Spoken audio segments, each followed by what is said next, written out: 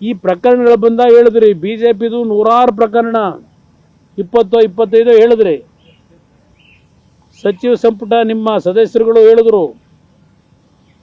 ಈ ಕ್ಷಣದವರೆಗೆ ಯಾವುದಾದರೂ ಒಂದು ಪ್ರಕರಣಗಳನ್ನು ನಿಮ್ಮ ಕೈನಲ್ಲೇ ಹೊರಗೆ ತರಲಿಕ್ಕೆ ಸಾಧ್ಯ ಆಗಿದೆಯಾ? ಅದ್ಯಾವುದೋ ನಂದು ಗಂಗೇನಹಳ್ಳಿ ಪಂಗೇನಹಳ್ಳಿ ಯಾವುದೋ ಹಿಡ್ಕೊಂಡು ಕೂತಿದ್ದೀರಿ. ಗಂಗೇನಹಳ್ಳಿ ಪ್ರಕರಣ ಅಂತೇಳಿ ಪಾಪ ಮೊನ್ನೆನೂ ಕರೆಸ್ಕೊಂಡಿದ್ರಿ, ನನ್ನ ಬಂದಿದ್ದೀನಿ. ನಂತರ ಇದು ಇವತ್ತಿನ ಮುಖ್ಯಮಂತ್ರಿಗಳದು ಒಂದು ಹೇಳ್ತೀನಿ, ಬೇರೆ ಚರ್ಚೆ ಮಾಡೋಣಂತೆ. ಇದು ಒಂದೇ ತಪ್ಪಲ್ಲ ಮಾಡಿರೋದು. ಮೈಸೂರಿನಲ್ಲಿ ನನಗೆ ನೆಲದ ಬಗ್ಗೆ ವ್ಯಾಮೋಹ ಇಲ್ಲ, ನಮ್ಮ ಕುಟುಂಬದಲ್ಲಿ ನಮ್ಮ ಪತಿಯವರಿಗೆ ಭೂಮಿ ಮೇಲೆ ವ್ಯಾಮೋಹ ಇಲ್ಲ, ಚಿನ್ನದ ಮೇಲೆ ವ್ಯಾಮೋಹ ಇಲ್ಲ.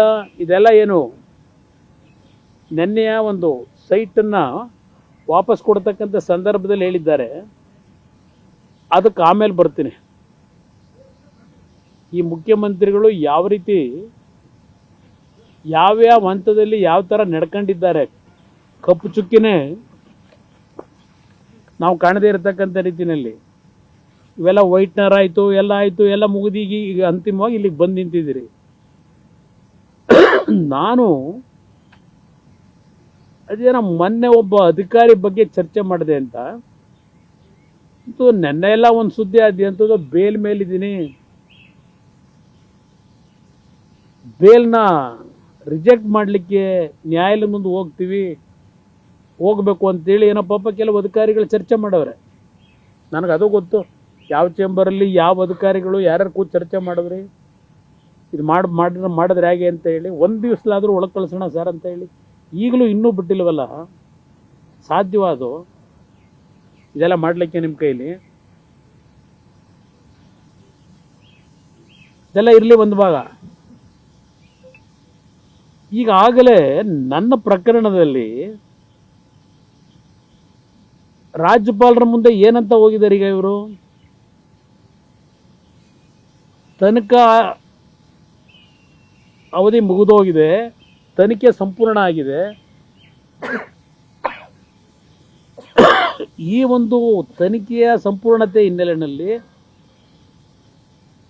ಕುಮಾರಸ್ವಾಮಿ ಅವರ ಹೆಸರನ್ನು ಚಾರ್ಜ್ ಶೀಟ್ನಲ್ಲಿ ಸೇರಿಸಲಿಕ್ಕೆ ಪರ್ಮಿಷನ್ ಕೊಡಿ ಅಂತ ಅಲ್ಲಿವೆ ಹೋಗಿರೋದು. ಪಾಪ ಅಲ್ಲಿ ಸುಪ್ರೀಂ ಕೋರ್ಟು 3 ತಿಂಗಳಲ್ಲಿ ತನಿಖೆ ಮಾಡಿ ನಮ್ಮ ಮುಂದೆ ತನ್ನಿ ವರದಿನ ಅಂತ ಅವ್ರು ಹೇಳವ್ರೆ. ನೀವಿನ್ನೂ ಅಲ್ಲೇ ಇಟ್ಕೊಂಡು ಕೂತ್ಕೊಂಡು ಅಲ್ಲೇ ಸುತ್ತಾ ಇದ್ದೀರಿ 2015ರಿಂದ. ಇರಲಿ, ನಾನು ಮುಕ್ತವಾಗಿದ್ದೇನೆ. ನಾನಾದರೂ ಬೇಲ್ ಮೇಲಿದ್ದೀನಿ. ನಾನು ಬೇಲ್ ತಗೊಂಡಿರ್ತಕ್ಕಂಥದ್ದು ಈ ದೇಶದ ನೆಲದ ಕಾನೂನಿನಲ್ಲಿ ನ್ಯಾಯಾಲಯಗಳಲ್ಲಿ ಬೇಲ್ ಕೊಡ್ತಕ್ಕಂಥದ್ದಕ್ಕೂ ಒಂದು ಅಧಿಕಾರ ಕೊಟ್ಟಿದ್ದಾರೆ ನ್ಯಾಯಾಲಯಗಳಿಗೆ.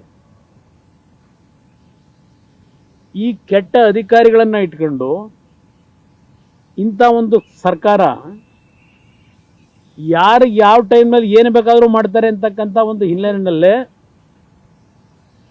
ನಮ್ಮ ವಕೀಲರುಗಳು ನನಗೆ ಸಲಹೆ ಕೊಟ್ಟಿದ್ದರಿಂದ ಬೇಲ್ ತಗೊಂಡಿದ್ದೀನಿ. ನಾನೇನೋ ತಪ್ಪು ಮಾಡಿದ್ದೀನಿ ಅಂತ ಬೇಲ್ ತಗೊಂಡಿದ್ದಲ್ಲ ಸಿದ್ದರಾಮಯ್ಯನವರೇ.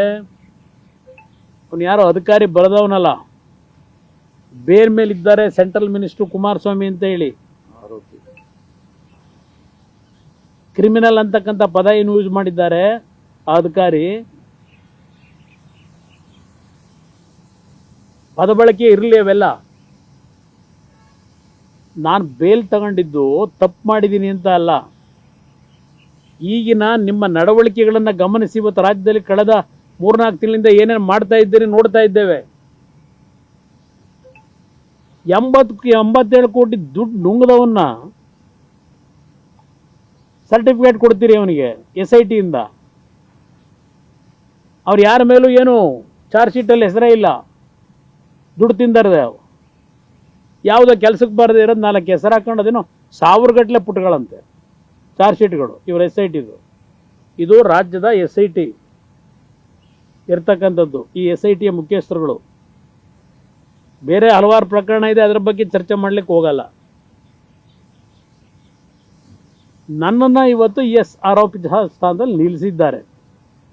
ಆರೋಪಿ ಅಷ್ಟೇ ನಾನು. ನನಗೆ ವಿಶ್ವಾಸ ಇದೆ, ನನ್ನ ಮೇಲೆ ಇರ್ತಕ್ಕಂಥದ್ದು ಎಲ್ಲ ರಾಜಕೀಯ ಪ್ರೇರಿತವಾದಂಥ ಆರೋಪಗಳು. ನಿಮ್ಮ ಯಾರ ಕೈಲೂ ಏನೂ ಮಾಡಲಿಕ್ಕಾಗಲ್ಲ. ಈ ದೇಶದ ನೆಲದ ಕಾನೂನು ಅಷ್ಟು ಸುಲಭವಾಗಿ ರಾಜಕೀಯ ಪ್ರೇರಿತ ಕೇಸ್ಗಳಲ್ಲಿ ನಿರಪರಾಧಿಗಳನ್ನು ಅಪರಾಧಿ ಮಾಡಲಿಕ್ಕೆ ಸಾಧ್ಯ ಇಲ್ಲ. ಆ ವಿಶ್ವಾಸ ನನಗಿದೆ. ಅದರಿಂದಲೇ ನಾನು ಮುಕ್ತವಾಗಿದ್ದೇನೆ. ನ್ಯೂಸ್ ಫಸ್ಟ್ ನಿರ್ಭೀತಿಯಿಂದ ನಿಮ್ಮ ಪರವಾಗಿ.